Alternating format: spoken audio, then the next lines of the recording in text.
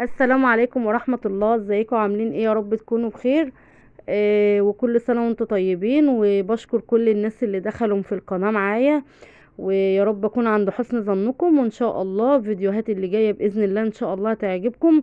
ويا ريت كمان ما تنسونيش باشتراك لو لسه ما اشتركتوش. في ناس كمان بتتفرج ولسه ما اشتركتش معانا في القناة. عايزين كده ان شاء الله باذن الله كده القناة تكبر باذن الله بيكم، وتنوروني، وتقولوا لي رأيكم برضو على الفيديوهات بتاعتي. ولو في اي حد فيكم عايز اي وصفة او اي حاجة معينة يا ريت يكتب لي. ويلا بينا بقى نخش على الفيديو بتاعنا ونقول ان احنا هنعمل ايه النهارده. عايزه اقول لكم ان انا النهارده هعمل اكله حلوه قوي. الاكله دي انا شخصيا بعشقها، هم ولادي ما بيحبوهاش يعني او بيقعدوا يتامروا عليها، بس ايه بصراحه هي حلوه قوي وكمان موفره. وعايزه اقول لك كمان مش موفره ويعني اي كلام، لا هي موفره ومغذيه وكمان اقتصاديه. هنعمل ايه بقى النهارده يا امل؟ هنعمل النهارده كوسه بالشكل اللي انتوا شايفينه ده. انا قطعتها بالشكل ده، قشرتها الاول لتقشير خفيف كده للطبقه الخارجيه كده. بدات ان انا اجردها كده حاجه بسيطه، وقطعتها بالشكل اللي انتوا شايفينه ده. وهنعمل بقى ايه؟ رز بالكوسه، خلطة محشي كده، انت كأنك بتاكلي محشي كوسة بالظبط. يعني عايزة اقول لكم كانت كطعم وكريحة بصراحة كانت تحفة جدا جدا. هي طعمها ما يفرقش حاجة عن محشي الكوسة، بس احنا هنعملها النهاردة بالطريقة اللي هتشوفوها دي بإذن الله ان شاء الله هتعجبكم. وبصراحة انا من الناس اللي بعشق الكوسة، يعني انا بستغرب في ناس ما بتحبهاش خالص والله، من ضمنهم ولادي. بس طبعا عشان هي مغذية انا بدخلها لهم في الاكل كده بكذا طريقة يعني علشان ياكلوها وكده. معايا بقى هنا بصلتين متوسطين كده بالشكل ده. طبعا لو البصل كان احمر فيعني بيكون احسن. البصل الابيض بصراحة بشتغل بيه مضطرة يعني عشان ما عنديش غيره، انما انا بحب البصل الاحمر جدا في الاكل. يعني البصلة الحمراء الواحدة بمقام 4 ولا 5 من البيضة دي. البيضة دي ما بتعملش طعم ولا ريحة في الأكل. طبعا في أكلات اللي هي بتبقى لو شرب أو كلام من ده بيبقى البصل الأبيض حلو ليها، إنما الطبخ الحاجات التقيلة اللي زي اللي احنا بنعملها دي عايزة البصل الأحمر. معايا بقى هنا 4 فصوص من الثوم قطعتهم بالشكل ده كده بالسكينة. وكمان معايا كده قرن كده من الفلفل الحراق.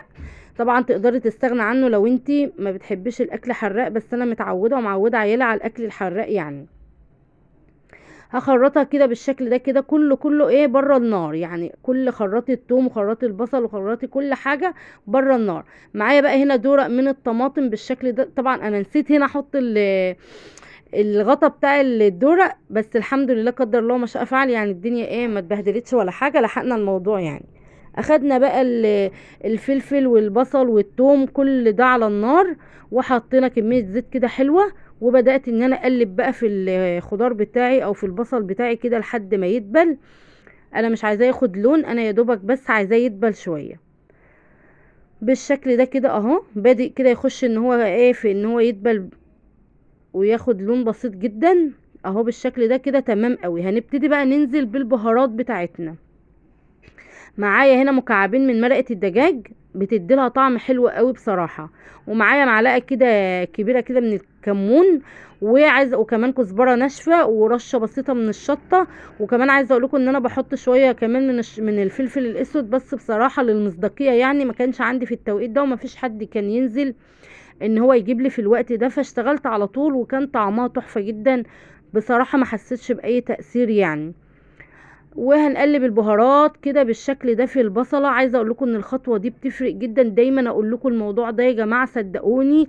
تحميصه البهارات كده في الزيت مع البصل، البهارات بتاعتك حتى لو انت جايباها من مكان مش كويس ومثلا اخضر توبه او كلام من ده، التحميصه دي بتدي لها طعم، بتخليها تطلع الطعم بتاعها وبتبقى حلوه قوي. خلاص كده بقى نزلت بالطماطم بتاعتي بالشكل ده كده. عايزه اقول لكم ان الطماطم مش مصفياها، انا خلطاها ناعم جدا بس مش مصفياها. ونزلت كمان بالكوسه بتاعتي بالشكل ده كده وهقلبها ونظبط الملح بتاعنا، وكمان هنغطيها لحد ما تغلي. هنا بقى خدت لها غلوتين كده. ببتدي ان انا اختبر الكوسه، لو لقيت الكوسه داخله في السوا وبتكسر كده معايا بالمعلقه كده خلاص، يبقى انزل بالرز بتاعي. هكون غاسله الرز كويس قوي وهنزل بيه اهو بالشكل ده. مش قادره اقول لكم بقى على جمال الاكله ديت، بجد تحفه تحفه تحفه. يعني عايزه اقول لكم ان يعني لو ولادك ما بيحبوش الكوسه هيحبوها بالشكل ده اهو. ما شاء الله هديها بقى تقليبه حلوه كده، وهبتدي بقى ان انا اغطي عليها واسيبها لحد ما تستوي.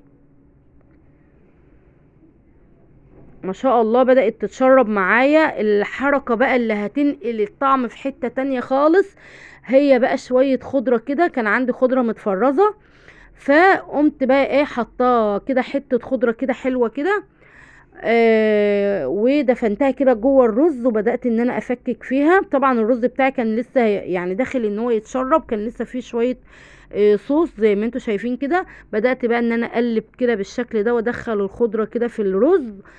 هنا بقى شمي ريحة المحشي اللي على اصوله في التوقيت ده بالظبط، كأنك بالظبط عاملة محشي. فأي حد هيجي يقولك اعمل لكم بقى زي شيماء زي زي ياسمين عز، هيجي يقولوا لك انت عامله محشي يا شيماء، قول لهم لا. طبعا بهزر معاكم. ما شاء الله شكل الاكل بتاعنا كان تحفه، وطعمه تحفتين، وقدمته كده بالشكل ده كده مع شويه مخلل، واكله سهله وبسيطه. والسلام عليكم ورحمه الله وبركاته.